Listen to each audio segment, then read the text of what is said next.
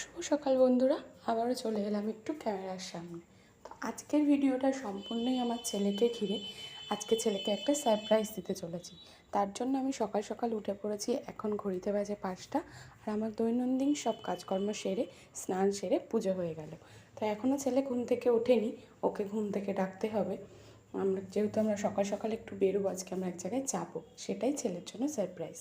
তো ছেলেকে ডেকে তুলে রেডি হয়ে নিজে রেডি হয়ে এই যে বেরিয়ে পড়বো এখন। তো কথা বলতে বলতে স্টেশনে চলে এসেছি, ট্রেনও চলে এসছে। ট্রেনে উঠে আমরা আমাদের গন্তব্যের জন্য উদ্দেশ্যে রওনা দেব। তো ট্রেনে বসেও জিজ্ঞেস করছে মা কী সারপ্রাইজ, তো একটু পরেই ও জানতে পারবে। তো কথা বলতে বলতে ওর সারপ্রাইজ ওর সামনে।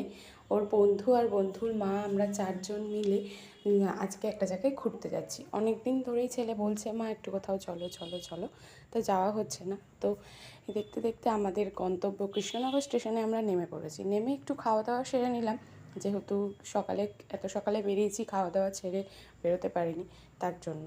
তো এরপরে আমরা আমাদের মেন যে গন্তব্য তার জন্য রওনা করব।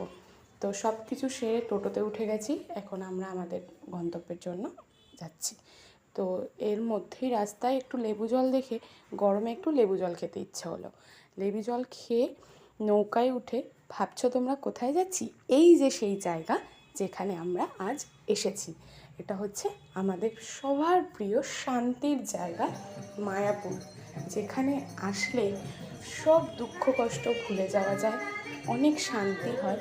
আর অনেক দিন ধরেই ইচ্ছে করছিল একটু যাবো কিন্তু যাওয়া হয়ে উঠছিল না।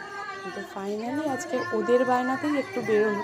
কোথায় যাব কাছাকাছির মধ্যে, তো আর কোথাও যাওয়ার জায়গা খুঁজে পেলাম না, তাই মনে হলো এখানেই যাই, যে একটু শান্তিও পাওয়া যাবে, ভালোও লাগবে, আর ওদেরও ঘোরা হবে, সারাদিন অনেক ওদের আনন্দে কাটবে দুজনে। তো কথা বলতে বলতে সারাটা দিন কেটে গেল।